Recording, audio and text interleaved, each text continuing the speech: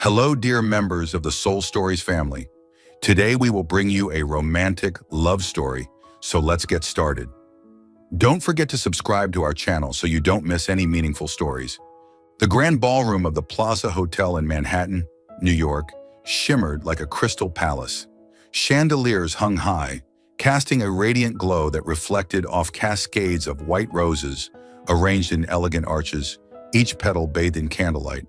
The scent of expensive perfume mingled with the faint clink of champagne flutes, creating an atmosphere of irresistible opulence. 300 guests, New York's elite, interspersed with a few sharp-eyed reporters, filled the rows of velvet chairs, their gazes a mix of curiosity and judgment. This was the wedding of the season, an event expected to cement the legacy of the Whitmore family, one of the city's most powerful dynasties.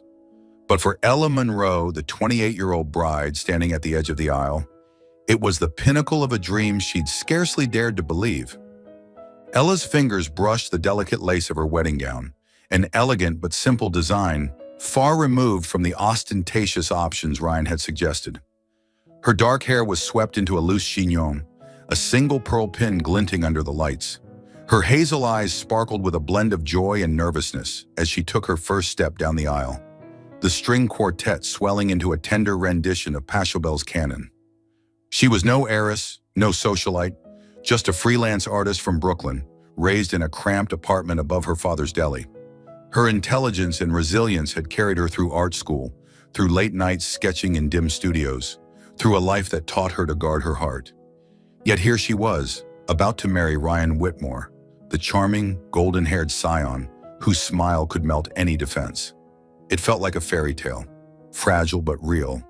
The guests turned, their smiles polite, their whispers hushed. Ella caught sight of Lila Carter, her best friend, in the front row. Lila, a freelance journalist with a blunt streak, winked and gave a thumbs up, her bright red lipstick framing a mischievous grin. Ella's nerves eased slightly. Lila had been her rock through the whirlwind engagement, the one who'd warned her about Ryan's playboy reputation, but cheered when Ella insisted she'd seen his softer side. Further back, Margaret Whitmore sat ramrod straight, her silver hair immaculate, her expression unreadable.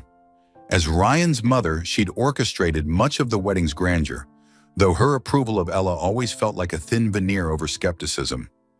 Ella's gaze shifted to the altar, where Ryan should have been waiting, but only the officiant stood there, hands clasped, brow faintly creased. A murmur rippled through the crowd. Ella's steps faltered, her satin slippers catching on the red runner. Where was he? Her heart thudded, a familiar fear creeping in. The shadow of her mother's abandonment, the day she'd woken at 7 to an empty kitchen and a note that read, "I can't stay." She shook it off. Ryan wouldn't do that. He'd promised a future. Through late-night texts, lavish gifts, the way he'd spun her around in Central Park. They meant something, didn't they? Lila was on her feet now, weaving through the aisle with the urgency of a storm. Her face was pale, her usual confidence replaced by something Ella couldn't name. She pressed a crumpled piece of paper into Ella's hand, her voice low and urgent. "Ella, I'm so sorry!" Ella's fingers trembled as she unfolded the note.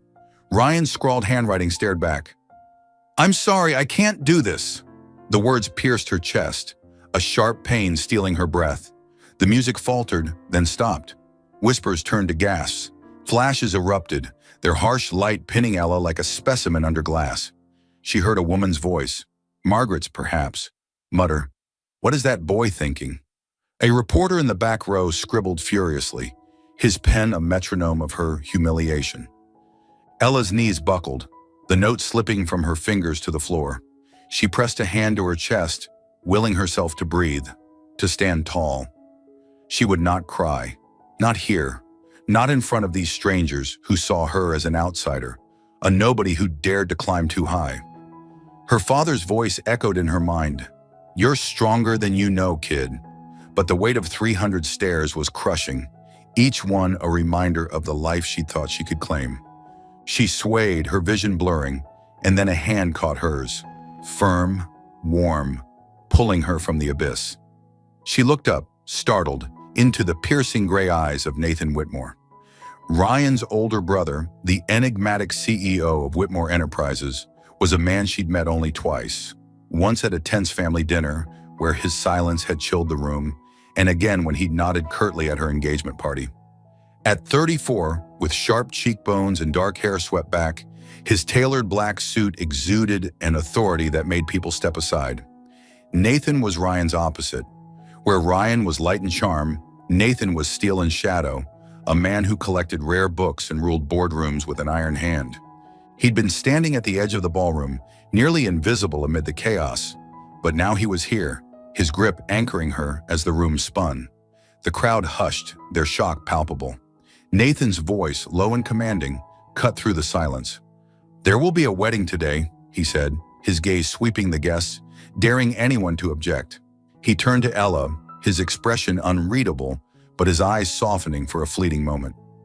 "If Ryan isn't man enough to stand here, I will." Ella's breath hitched. The words made no sense. Nathan, the man who barely spoke to her, who seemed carved from ice, was offering to marry her. She glanced at Lila, whose wide eyes mirrored her own confusion. Margaret rose, her lips parting in protest, but Nathan's raised hand silenced her. The reporters leaned forward, pens poised, sensing a story that would dominate headlines. Ella's mind raced. She wanted to run, to vanish into the Brooklyn streets where no one knew her pain. But Nathan's hand was steady, his presence a lifeline in the storm. She saw the pity in the guest's eyes, the judgmental purse of Margaret's lips. If she walked away now, she'd be the jilted bride forever, her name a footnote in gossip columns. Her throat tightened, but she forced her voice to steady.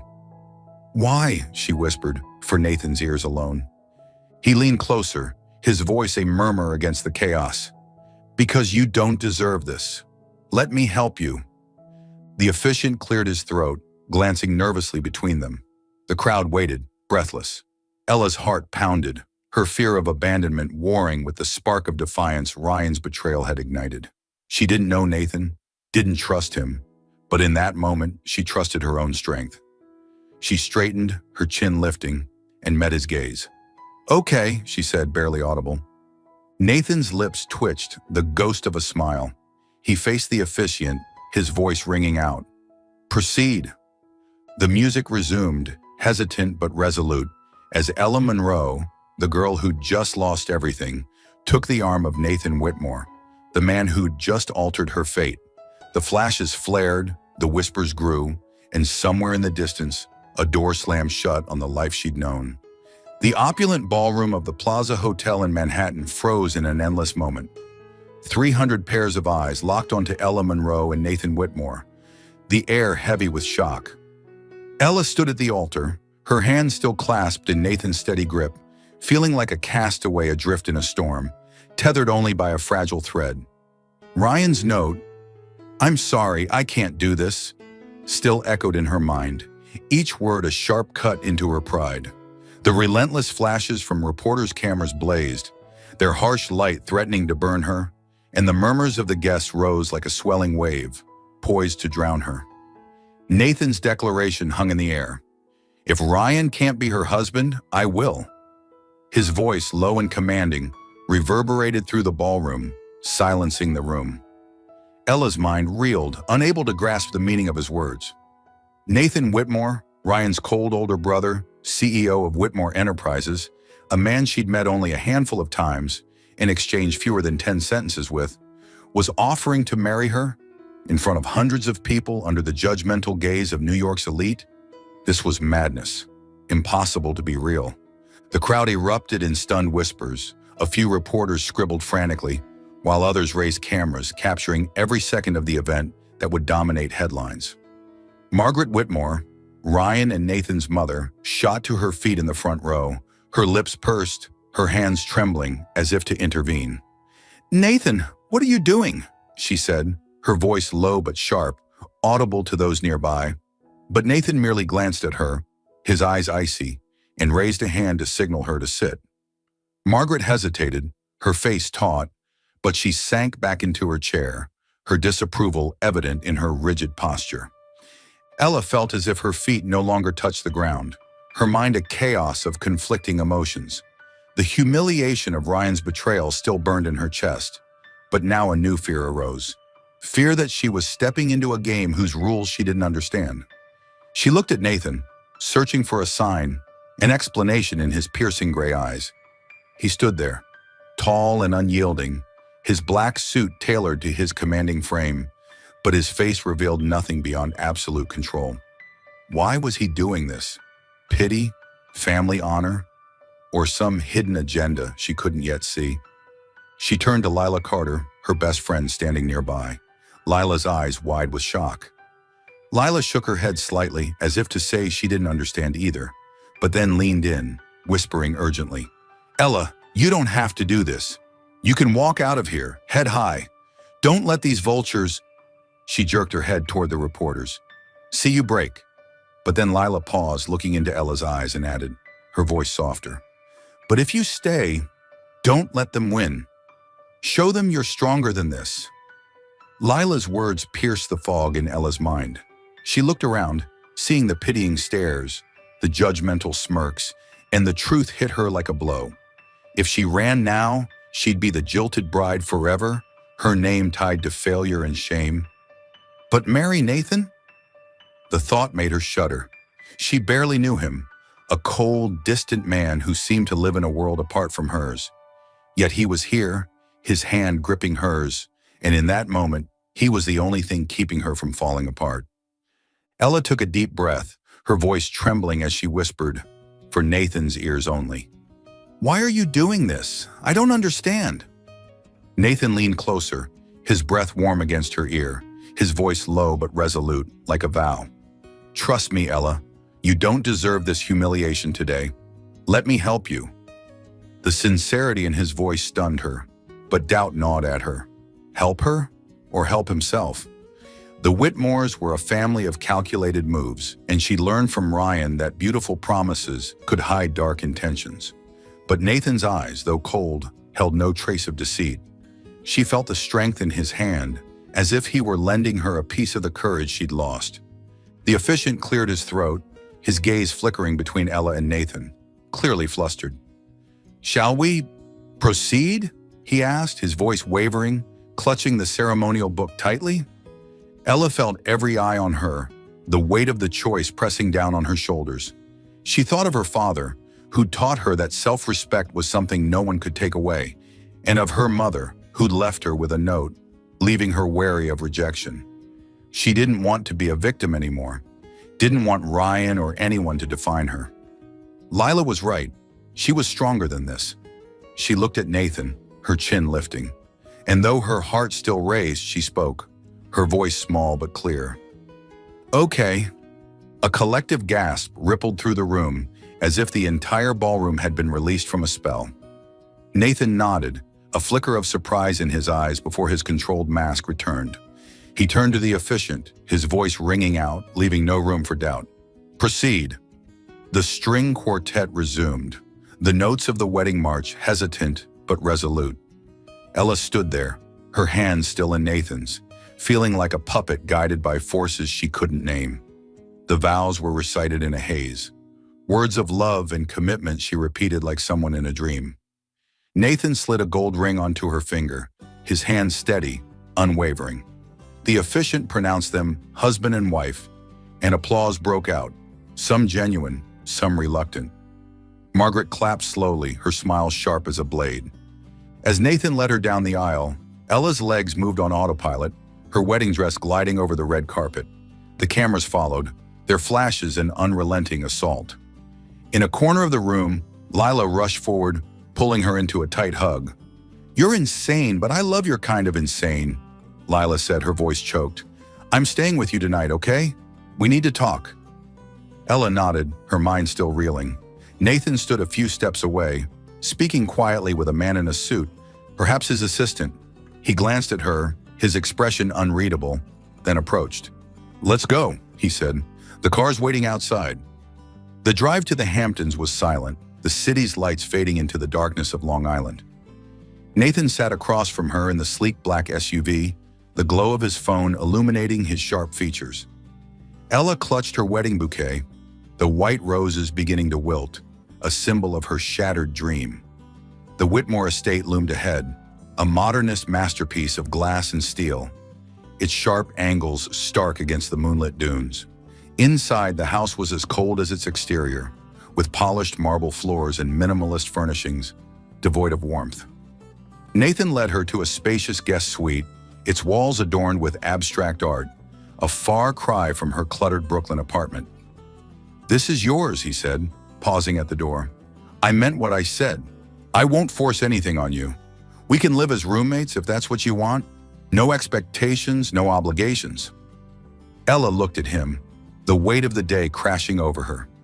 "Why did you do this, Nathan?" she asked, her voice hoarse, her fear of being a pawn spilling out. "Is this about your family, your reputation, or do you just pity me?" He stiffened, his jaw tightening. For a moment, she thought he wouldn't answer. Then he stepped closer, his voice low but firm. "I don't pity you, Ella. I saw someone who deserved better than my brother's cowardice. And yes, my family's reputation matters. But this," he gestured between them, the ring glinting on her finger, "was my choice." She searched his eyes, looking for deceit but finding none. Only sincerity, albeit cold. "And what do you get out of this?" she asked, her voice small but resolute. He hesitated, his eyes flickering with something she couldn't name. "Time will tell," he said finally. "Rest. We'll talk tomorrow." He left, the door closing softly behind him. Ella se desplomó sobre la cama. Su vestido de boda se acumulaba a su alrededor como una nube caída. Her phone buzzed, Lila, texting a string of curses about Ryan and a promise to come soon. Ella touched the gold ring, cold and unfamiliar. Gratitude warred with suspicion, her heart torn between the man who'd saved her from disgrace and the questions about his true intentions. As the ocean whispered beyond the windows, Ella lay down, a bride in a stranger's house, her new life beginning. Uncertain, but carrying a faint spark of hope that she could find herself again. The Whitmore estate in the Hamptons stood like a monument to wealth, its glass and steel facade gleaming under the pale morning light. Ella Monroe stepped out of the black SUV, her single suitcase clutched in her hand, the weight of her new reality pressing against her chest. The wedding at the Plaza Hotel was 3 days ago, a whirlwind of shock and defiance that had left her married to Nathan Whitmore, a man she barely knew, a stranger who'd stepped into the void left by his brother Ryan's betrayal. The gold band on her finger felt foreign, a cold reminder of the impulsive vow she'd made to salvage her dignity. Now, standing before this sprawling mansion, Ella felt like an interloper in a world that wasn't hers. Nathan stood beside her, his tailored suit impeccable, his expression as unreadable as ever. The drive from Manhattan had been silent, the hum of the engine filling the space where words might have lived. He hadn't spoken since they'd left the city, his attention fixed on his phone, leaving Ella to wrestle with her tangled emotions, gratitude for his intervention, suspicion of his motives, and the raw ache of Ryan's abandonment. She glanced at him now, his sharp cheekbones and gray eyes catching the light, and wondered what kind of life she'd stumbled into. "Welcome home," Nathan said, his voice low, almost formal, as he gestured toward the entrance. The word home jarred Ella.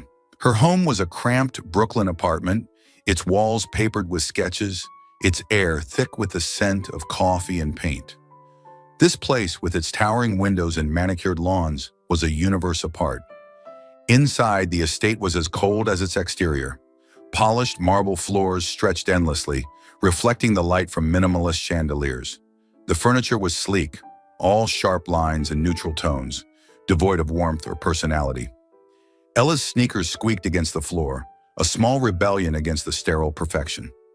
Nathan led her through a maze of hallways, past a grand staircase, and a gallery of abstract art, to a spacious guest suite. The room was larger than her entire apartment, with a king-size bed draped in white linens, a sleek desk, and a balcony overlooking the ocean. It was beautiful, but it felt like a hotel, not a home. "This is yours," Nathan said, pausing at the door. He met her gaze, his eyes steady but distant. "I meant what I said at the wedding. I won't force anything on you. We can live as roommates if that's what you want." No expectations. Ella studied him, searching for a crack in his composed facade. His offer was generous, almost too generous, and it fueled the doubts Lila had planted about his intentions. Was this kindness or a calculated move to keep her compliant? "Thank you," she said, her voice cautious. "I just need time." Nathan nodded, a flicker of something, understanding perhaps, crossing his face. "Take all the time you need. I'll be in my office if you need me." He turned to leave, then paused, glancing back. "The kitchen's stocked. Help yourself to anything." He was gone before she could respond, his footsteps fading down the hall. Ella set her suitcase on the bed, the zippers rasped loud in the silence. She unpacked slowly, her few belongings, a handful of clothes, a sketchbook, a worn copy of the bell jar, looking pitifully small in the cavernous room. She hung her favorite sweater in the closet, its frayed sleeves a stark contrast to the pristine surroundings, and felt a pang of homesickness. This wasn't her world. She was Ella Monroe, a 28-year-old artist raised by a single father in Brooklyn, not the wife of a billionaire CEO. Yet here she was, bound to Nathan Whitmore by a ring and a moment of desperation. The first week passed in a haze of adjustment. Ella avoided the main areas of the house, sticking to her room or the balcony, where she sketched the ocean's restless waves. The estate was a labyrinth of luxury: indoor pool, private cinema, a gym with equipment she didn't know how to use. But it felt like a cage, its opulence mocking her simplicity. She refused to touch the credit card Nathan had left on the desk, instead using her modest savings to order art supplies online. She set up a makeshift studio in the corner of her room, her pencils and canvases a lifeline to the life she'd known. Nathan was a ghost in his own home. He left before dawn, his car's engine a faint rumble, and returned late, often after Ella had retreated to her room. Their interactions were brief, polite, and tinged with an unspoken tension. At breakfast, he'd nod over his coffee, his eyes scanning a tablet filled with stock reports. Once, she caught him glancing at her sketchbook, left open on the counter, but he said nothing, his expression unreadable. His coldness wasn't cruel, but it was deliberate, a wall as impenetrable as the glass surrounding the estate. Ella wondered if he regretted his decision to marry her, if she was an obligation he was already tiring of. Her own heart was a battlefield. Ryan's betrayal had left her raw, the memory of his note, "I'm sorry, I can't marry you," a wound that throbbed with every quiet moment. She'd loved him, or thought she had, drawn to his easy charm and promises of a shared future. But the humiliation of the altar, the pity in the guest's eyes, had cracked something in her. She was grateful to Nathan for sparing her that public disgrace, but gratitude wasn't trust. Lila's texts, filled with warnings about the Whitmores' shady past, kept Ella on edge. "He's hiding something," Lila wrote.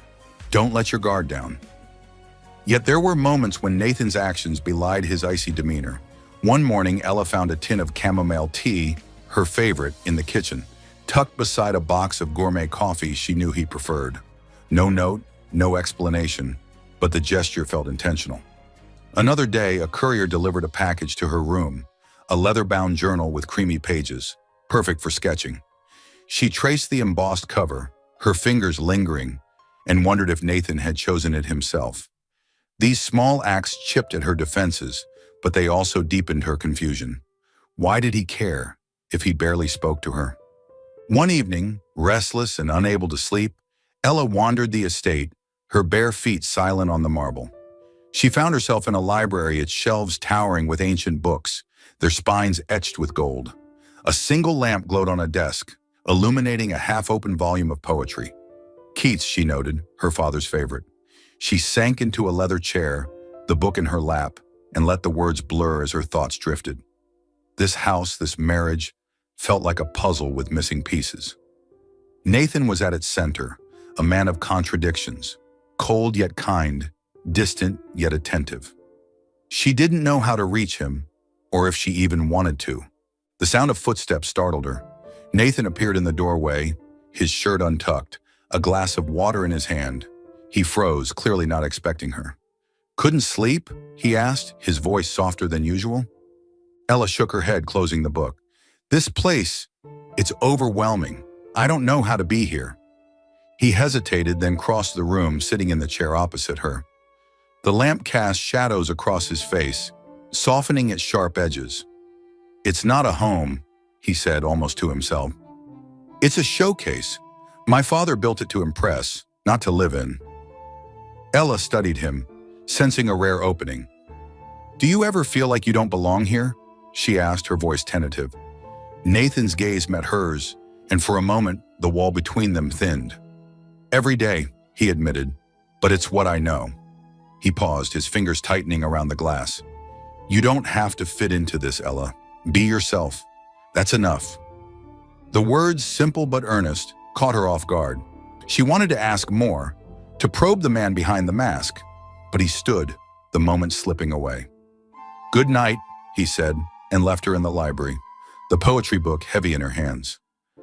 Back in her room, Ella lay awake, the ocean's murmur seeping through the balcony doors. She and Nathan were two lonely souls, orbiting each other in this vast, empty house. His promise, no expectations, no pressure, gave her space, but it also left her adrift. She was still healing, still guarding her heart, and Nathan's reserve mirrored her own. Yet in the chamomile tea, the journal, the fleeting honesty in the library, she glimpsed a possibility, a connection, however faint, that might one day bridge their solitude. For now, though, they were strangers sharing a roof, bound by a ring and a choice neither fully understood. The Whitmore estate in the Hamptons, with its transparent glass walls and hushed spaces, had become familiar yet still alien to Ella Monroe. Nearly 3 weeks had passed since the impromptu wedding, and she was still grappling to find her place in this opulent world. She kept to her spacious guest suite, sketching the endless waves of the ocean or working remotely for a small Brooklyn gallery, clinging to her true self. A 28-year-old artist from a working-class family, not the newly minted Mrs. Whitmore of high society. Nathan, true to his word, maintained a respectful distance. His presence felt more through small but meaningful gestures. A tin of chamomile tea in the pantry, a leather-bound journal left on her desk, or an overgrown garden corner being restored into a studio. But these acts, though warm, deepened her confusion, intensifying questions about why he'd married her. Their shared life was a cautious dance, each maintaining an invisible wall. Ella raramente vio a Nathan. Él se fue antes del amanecer y regresó mucho después de que ella se hubiera retirado a su habitación. Their brief encounters, a nod over morning coffee, a fleeting glance when she left her sketchbook on the counter, carried a quiet tension. His reserve wasn't cruel, but it was deliberate, a shield she couldn't penetrate. Ella wondered if he regretted marrying her, if she was a duty he was growing weary of. Her solitude was punctuated by memories of Ryan, his cruel note, "I'm sorry, I can't do this," and the wedding day's humiliation. She'd loved him, or at least the image he'd painted, a charming man promising a future where she could be herself. Loved without fear of abandonment, but his betrayal had shattered that illusion, leaving her with unanswered questions. Why had he run? Was she not enough? These doubts mingled with Lila's warnings about the Whitmores' shady past, keeping Ella on edge, even as her heart sometimes wanted to trust Nathan's kindness. One overcast afternoon, as a light drizzle misted the windows, Ella wandered the estate, her mind too restless to draw. Lila's latest text, a cryptic, "Found some stuff on the Whitmores. Call me," left her uneasy, but she wasn't ready for more secrets. Seeking distraction, she roamed the hallways, her sneakers silent on the marble, until she heard sharp voices from the study. The heavy oak door was ajar, and through the gap, she saw Nathan standing by a mahogany desk, his posture tense, his voice low but cutting. Opposite him was Margaret Whitmore, her silver hair tightly bound, her hands clasped with the poise of someone accustomed to control. Ella knew she should leave, but the argument's intensity rooted her in place, her breath shallow, guilt warring with curiosity. Margaret's voice rang out, sharp and accusatory. "You've gone too far, Nathan. Marrying that girl to clean up Ryan's mess? It's reckless. The board is questioning your judgment, And this marriage isn't the distraction you think." Nathan's response was icy, each word measured. "Ryan left me no choice. His stunt at the altar could have tanked our stock worse than any scandal. I did what was necessary to protect the family's reputation." Margaret scoffed, pacing, her heels clicking on the floor. "Protect the reputation? You could have let her walk away, let the press forget it. Instead, you've tied us to a nobody from Brooklyn. Your father would never have approved. Forcing Ryan to propose to her was his idea, to save the company from bankruptcy. But you, what are you doing, Nathan?" Ella's breath caught, her heart pounding, her fingers digging into the doorframe. Forcing Ryan to propose? She'd thought Ryan's love was real, that his promises, of supporting her art, of a shared future, came from his heart. But now Margaret's words were a blade, tearing through that illusion. She leaned closer, straining to hear, as Nathan spoke, his voice low but resolute. "You and Father used Ella as a pawn. You pushed Ryan into that engagement to appease the Kesslers, to secure their investment and save Whitmore Enterprises from losses. But Ryan never wanted to marry her. He had a lover, Cassandra Tate, an actress. He ran because of her, not because of Ella." Ella's knees trembled, her stomach churning. Cassandra Tate, she'd seen the name in tabloids, a seductive actress often spotted at elite parties. Ryan's secret lover? The pieces fell into place. His late-night texts, his evasions, the forced smile when she asked about his social life. She'd attributed it to his busy schedule, his playboy charm, but now she saw the truth. She was a cog in a plan, a tool to save a failing company. The pain cut deep, but it also brought a strange relief. Ryan hadn't left because she wasn't enough, but because he was a coward, manipulated by his family and his own desires. Nathan's voice brought her back, now softer, almost angry. "Ella isn't a pawn, Mother. I saw her that day, standing at the altar, facing the humiliation Ryan left her with. She didn't break.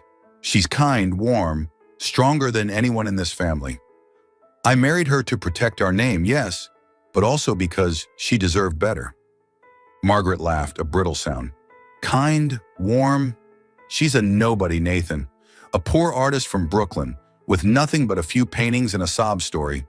You've made her our burden. If you truly cared, why not tell her the truth? That she was just part of the Kessler deal, and you're just the one picking up the pieces?" Ella's nails bit into her palms, her breath catching. "Part of a deal?"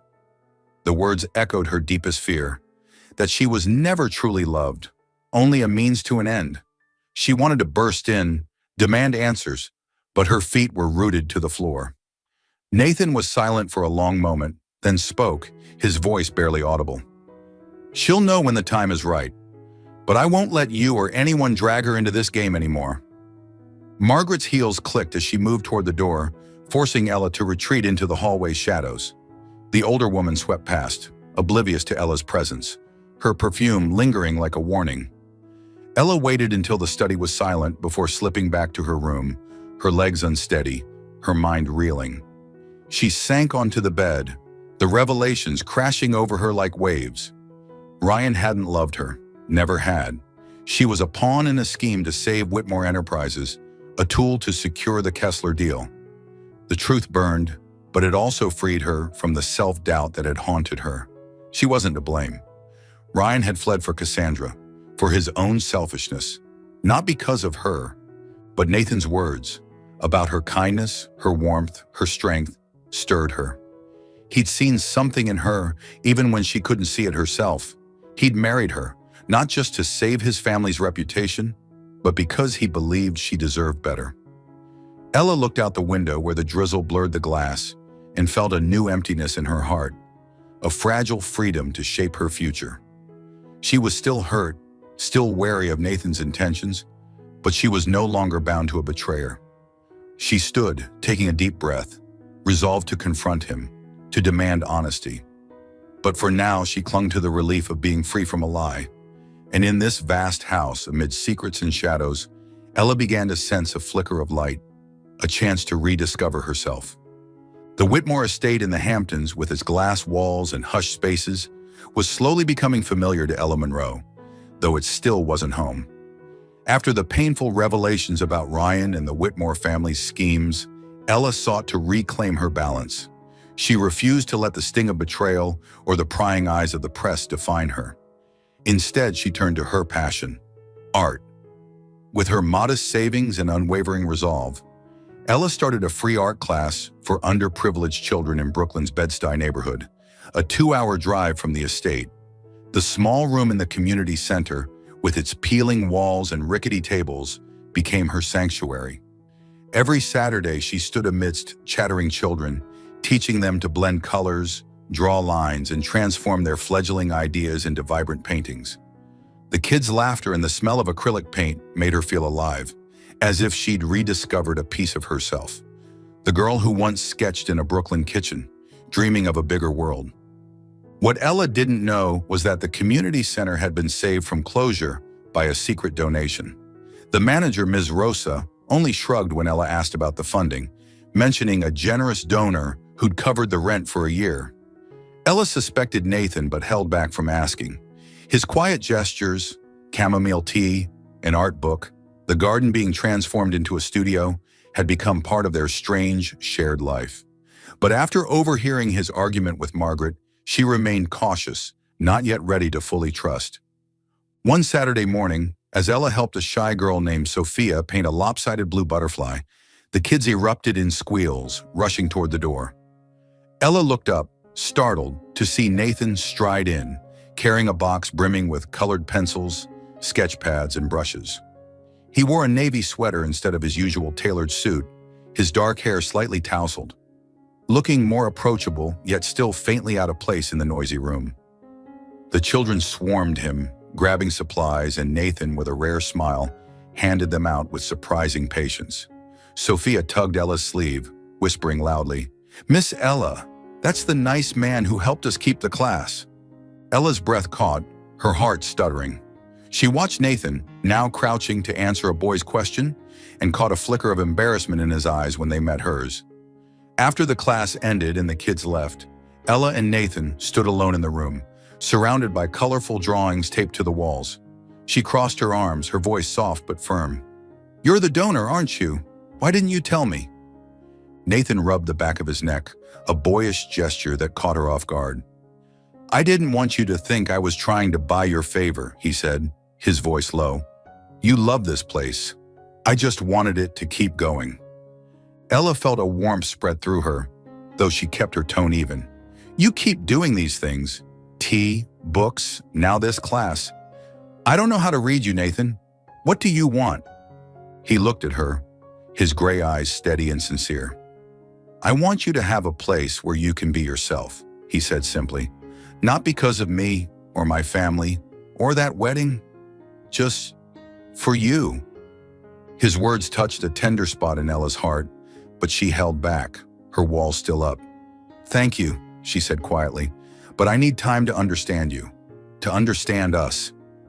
Nathan nodded as if he'd anticipated her caution. "I get it," he said. "We'll take it one step at a time." The chance for the next step came unexpectedly a few nights later, when Ella fell ill with a severe cold. She lay curled up in her room, feverish and aching, her body worn from pushing herself too hard. Too stubborn to ask for help, she tried to tough it out alone. But near midnight, a soft knock roused her, and Nathan entered, carrying a tray with a steaming mug of tea, a bottle of cold medicine, and a damp cloth. He wore a rolled-up shirt, his hair disheveled, and for the first time Ella saw worry etched plainly on his face, a Nathan no longer the icy statue she'd first met. "You're burning up," he said, setting the tray on the nightstand. He placed the cloth on her forehead, his touch gentle yet decisive. "Why didn't you tell me you were sick?" Ella tried to sit up, her voice raspy. "I didn't want to bother you. You're always busy." Nathan's lips twitched, a faint smile. "Not too busy for this." He stayed through the night, checking her temperature, refilling her water, and coaxing her to take medicine. His presence was steady, comforting, and as the hours passed, Ella felt her defenses soften. In the dim glow of the bedside lamp, Nathan's guard seemed to slip too. When Ella, half delirious from fever, asked why he always kept people at a distance, he hesitated, then spoke, his voice low. "I was engaged once," he said, staring at the floor. 5 years ago. Her name was Claire. I thought she loved me, but she was after my name, my money. When I caught her selling company secrets to a rival, it broke something in me. I've kept my distance ever since. It's safer that way." Ella's heart ached at the rawness in his voice. She reached out, her hand brushing his. "I'm sorry," she whispered, "but not everyone's like that." He looked at her, his eyes softening. "I'm starting to believe that," he said, and the weight of his words lingered between them, a quiet promise. As Ella recovered, their dynamic shifted, small steps drawing them closer. They began spending evenings together, no longer strangers bound by a contract, but two people learning each other. One weekend, they tackled the overgrown garden behind the estate, pulling weeds and planting new flowers under the spring sun. Nathan, sleeves rolled up and dirt smudged on his cheek, laughed, a rare, unguarded sound, when Ella accidentally sprayed him with the hose. The moment felt ordinary yet profound, a glimpse of what they could be. Under the estate's wide porch, they started a ritual of sitting together, sipping hot cocoa and sharing stories. One evening, as moonlight spilled across the wooden floor, Ella opened up about her dream of opening her own gallery, a space for underrepresented artists to shine. "It's probably a long shot," she said, tracing the rim of her mug, "but I want to create something that matters." Nathan listened, his gaze thoughtful. "It's not a long shot," he said. "You've got the vision and the heart." He paused, then added almost shyly, "I've been working on something too, a novel. It's rough, but I want to publish it someday, maybe under a pseudonym." Ella's eyes widened, a smile breaking through. "You're full of surprises, Nathan Whitmore. Will you let me read it?" He chuckled, shaking his head. "Not yet, it's a mess, but soon." These moments, gardening, cocoa, sharing dreams, wove a fragile thread of trust between them. Ella still carried the weight of Ryan's betrayal and the Whitmore secrets, but Nathan's actions spoke louder than her doubts. He wasn't the cold CEO she'd first met, nor the calculating savior she'd feared. He was a man with his own scars, trying, like her, to find something real. In the moonlight and the warmth of cocoa, love began to take root, silently but steadily, between two souls who once thought they'd always be alone. The gentle spring sunlight bathed the garden behind the Whitmore estate in Hamptons, where newly planted daisies swayed in the breeze. The restored fountain gurgled a soothing melody, blending with the chirping of birds in the trees. Ella Monroe stood among the flower beds, pruning shears in hand, a faint smile playing on her lips as she admired the work she and Nathan had poured into the space. Their evenings sipping hot cocoa on the porch, hours spent gardening together, and moments sharing dreams had woven a bond between them, fragile but growing stronger. The estate no longer felt like a cold prison to Ella. It was becoming a place she could call home, one small step at a time. Her free art classes in Brooklyn's Bed-Stuy neighborhood remained her greatest joy. Every Saturday, she drove 2 hours from the Hamptons, bringing paints and paper to teach underprivileged kids how to transform their imaginations into vibrant artwork. Their ringing laughter and clumsy but heartfelt brushstrokes were a balm for the wounds left by Ryan's betrayal and the Whitmore family's secrets. Standing in the small community center room, with its peeling walls and rickety tables, she felt more alive than ever. This was the real Ella Monroe, the artist who once sketched in a Brooklyn kitchen corner, not the newly minted Mrs. Whitmore of high society. Nathan, despite his demanding schedule of meetings and financial reports at Whitmore Enterprises, occasionally appeared unannounced at the classes. He'd bring a box of art supplies or simply sit in the corner, watching the kids with a subtle smile. Ella began to cherish his presence, those moments when he revealed the tenderness beneath his stoic exterior. But she still guarded a piece of her heart, afraid that this happiness, however sweet, could dissolve like a dream. Lila's warnings about the Whitmore's shady past, coupled with the memory of Ryan's betrayal, lingered as dark shadows in her mind. That fragile peace shattered one Saturday afternoon as Ella cleaned up after class. The kids had left, leaving the room filled with their drawings taped to the walls. glittering houses, flying cats, and starry skies. She was stacking paint jars when a black sports car pulled up outside the community center, its engine roaring in the neighborhood's quiet.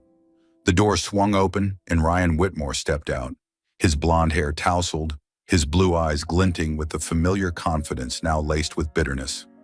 Ella froze, clutching a box of pencils. Memories of the wedding crashing over her like a tidal wave. The curt note reading, "I'm sorry, I can't marry you." The flashing cameras and the humiliation she'd fought to bury.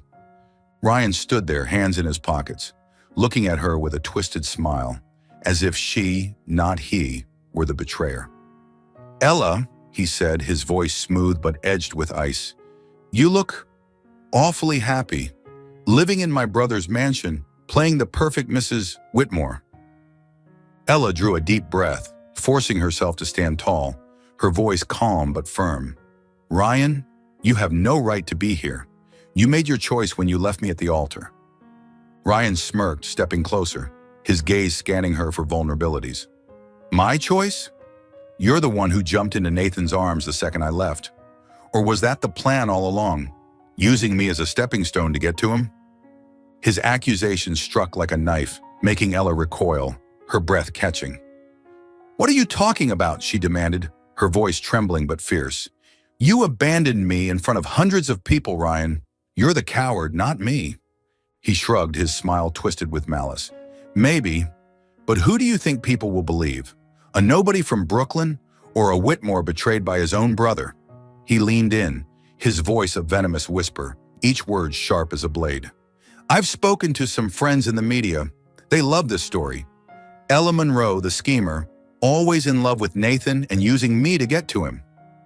Ella felt the blood drain from her face, her mind reeling. She wanted to scream, to slap the smug look off his face, but her body froze, her hands trembling so violently the pencil box nearly slipped.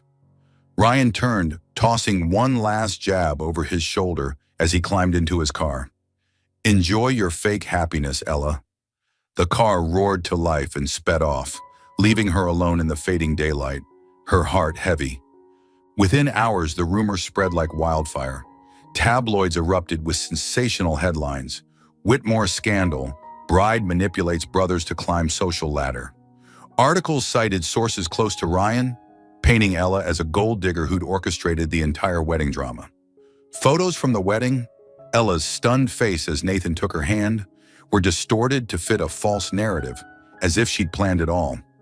Social media was worse, with thousands of vicious comments calling her a family wrecker, a snake, or a money chaser. Some parents from the art class sent messages, questioning whether she was trustworthy to teach their children, and a few even pulled their kids from the program. Ella returned to the estate, curling up in her room, her phone buzzing relentlessly with texts from Lila and news alerts. She turned it off, feeling as if she were drowning in a raging sea. The humiliation of the wedding day resurfaced, but this time it was worse. She wasn't just a victim.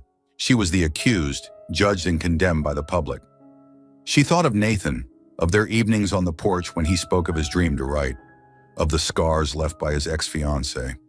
He didn't deserve to be dragged into this mess, to have his company, Whitmore Enterprises, which he'd fought to save, suffer because of Ryan's lies. A painful but clear thought flashed through her mind. Maybe she should leave. Leave the estate, leave Nathan, let him clean up this chaos without her dragging him down. She took a sheet of paper, her fingers trembling as she wrote, "Nathan, I don't want to be a burden. Thank you for everything, but I think I should go."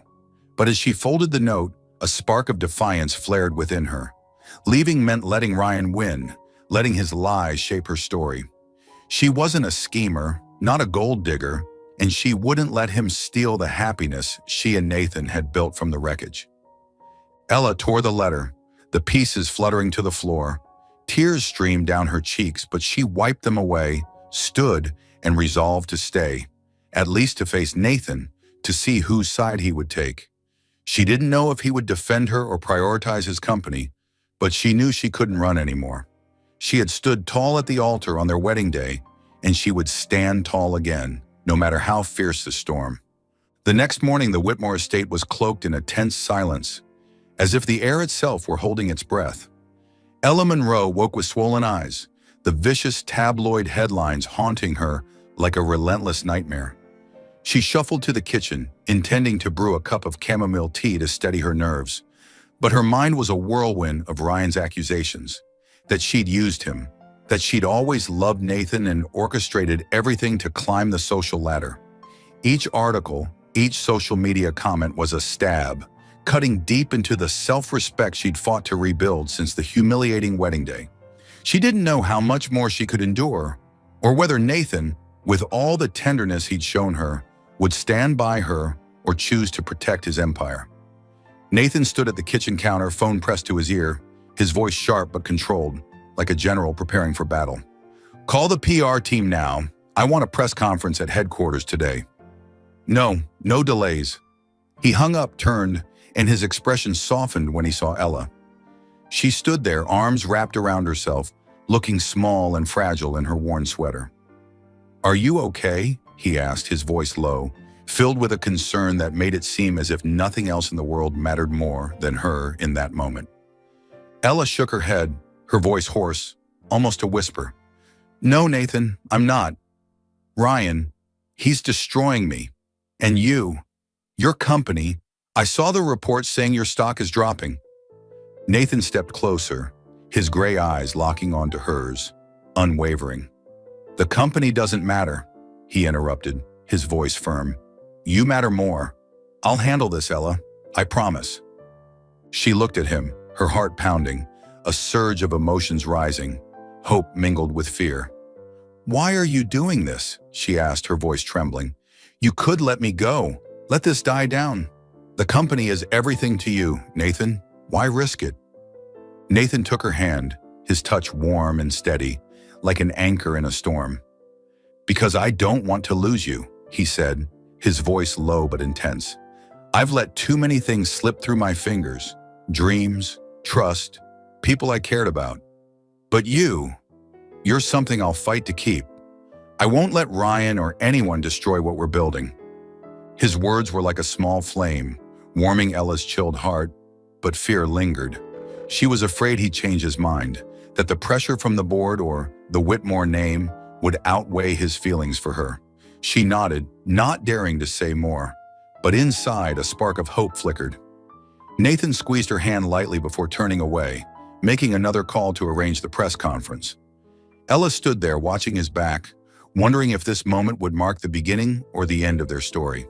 The press conference was held at Whitmore Enterprises headquarters in Manhattan, a gleaming glass tower rising against the city skyline.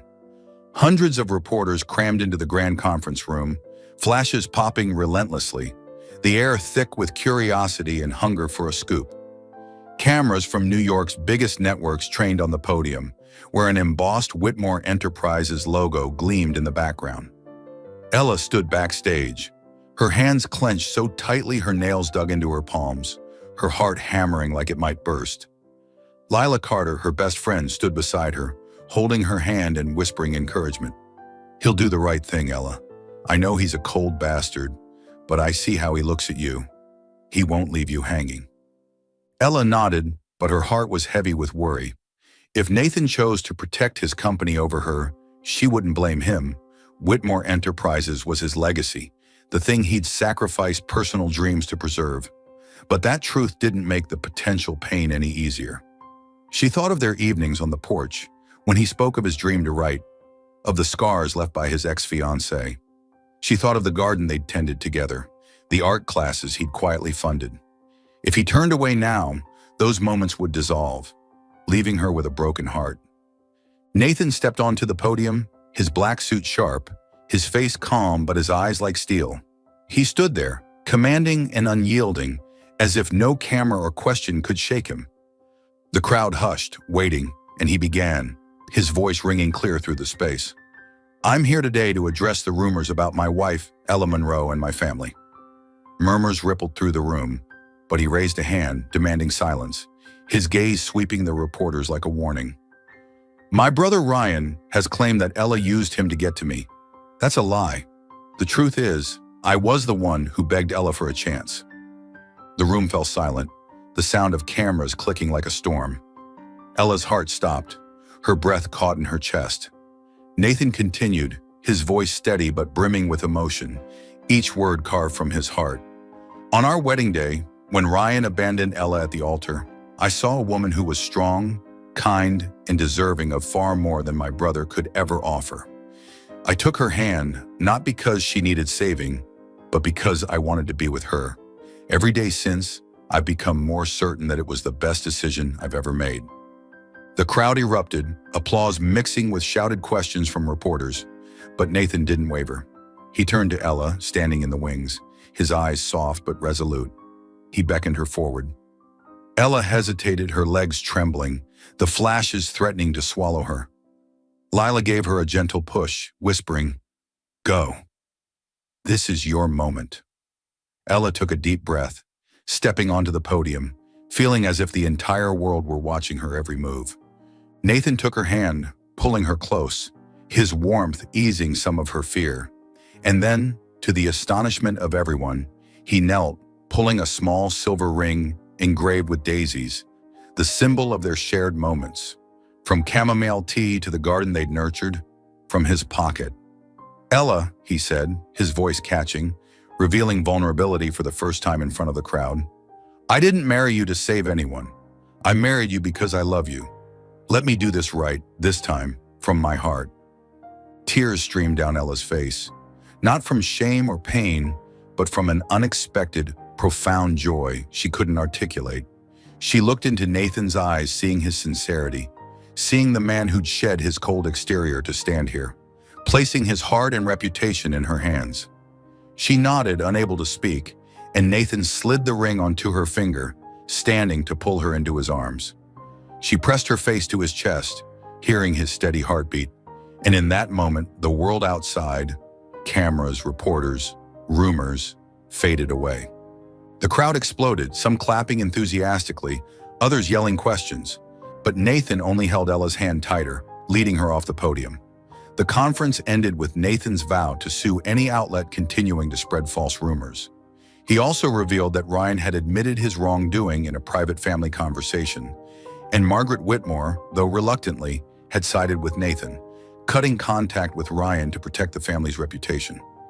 Ryan, facing backlash from his own kin, vanished from the public eye, his reputation stained by the lies he'd sown.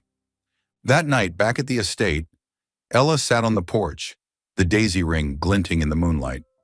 Nathan sat beside her, his hand entwined with hers, and for the first time, their silence wasn't born of distance, but of understanding. Ella leaned her head against him, looking up. "Thank you," she said, her voice small but sincere, "for choosing me." Nathan smiled, a rare, warm smile. "I'll always choose you, Ella, every time." And under the gentle moonlight, they sat together, two once lonely souls who had found each other, ready to face any storm ahead. The sunset cast a golden glow over the garden behind the Whitmore estate in the Hamptons, bathing the blooming daisy beds in warmth. Twinkling fairy lights hung from tree branches, and the restored fountain gurgled a gentle melody, blending with the laughter and chatter of close friends. Ella Monroe stood before a simple wooden table, her white wedding dress flowing lightly in the summer breeze, her eyes sparkling with joy. This wasn't the opulent ballroom of the Plaza Hotel, where she'd once walked down the aisle in humiliation only to be abandoned by Ryan. This was a real wedding, simple but brimming with love, held in the very garden she and Nathan had nurtured, where each daisy was a memory of their journey.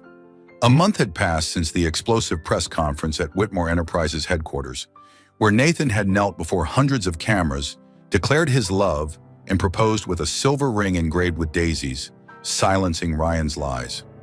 Ella still remembered that moment, Nathan's earnest gaze, the glinting daisy ring, and the feeling of her heart opening, embracing a love she'd once thought she didn't deserve. When she nodded, tears streaming down her face, it wasn't surrender or salvation. It was a free choice, a promise from her heart to his. They decided to hold a new wedding, not to flaunt or prove anything to the world, but to celebrate their love. The guest list was small, limited to those who truly mattered. Lila Carter, Ella's best friend, radiant in a sunflower yellow dress, serving as maid of honor. Ms. Rosa, the Bed-Stuy Community Center manager who'd become a dear friend, and a handful of friends from Brooklyn who'd shared Ella's struggles. Most special were the children from Ella's art classes, dressed in their best clothes, running through the garden, clutching drawings they'd made as wedding gifts. There were no reporters, no high society, no flashing cameras, just genuine smiles and the warmth of a chosen family. Nathan stood beside Ella, wearing a light gray linen suit, his dark hair slightly tousled in the breeze. He couldn't take his eyes off her, his gaze filled with admiration and a deep love he'd once hidden behind a cold facade.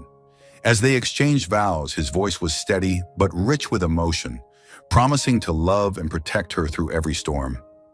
Ella, her voice trembling slightly, vowed to be his partner, not just in sunny days, but in the darkest nights.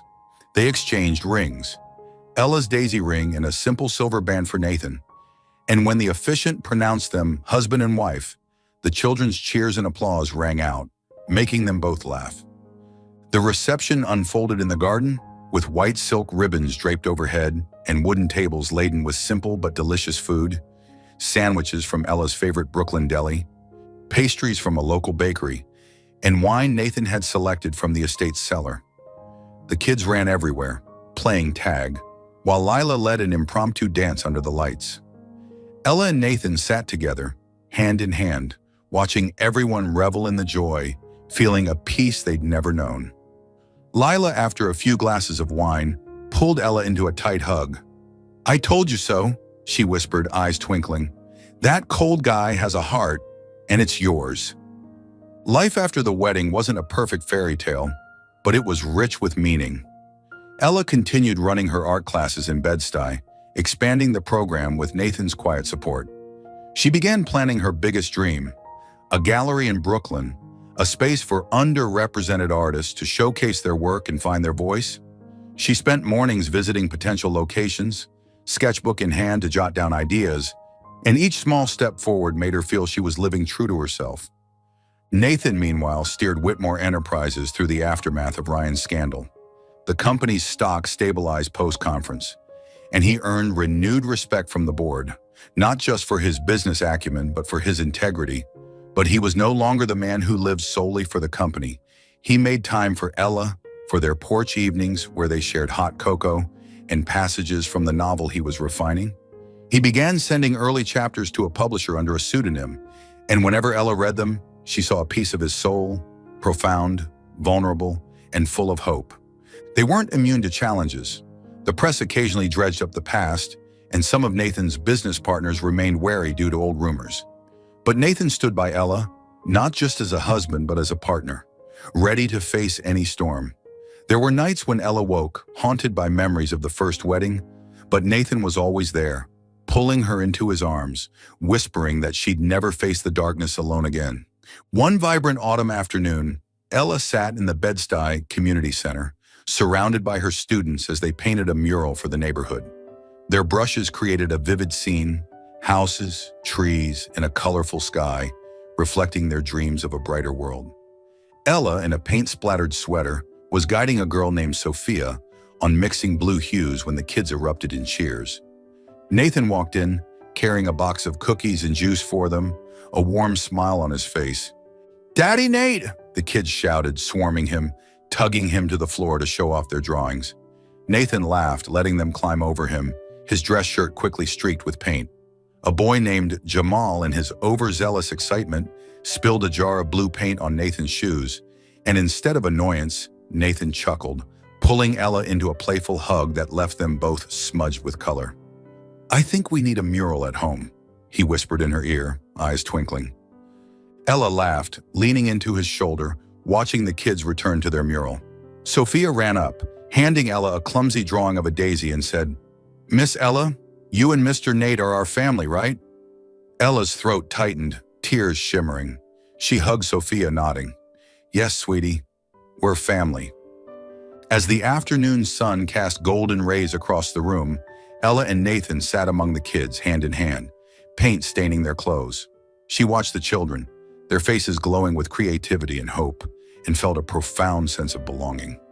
This was her family, not defined by blood or wealth, but by love, resilience, and shared dreams. With Nathan by her side through every storm and sunrise, Ella knew she'd found home.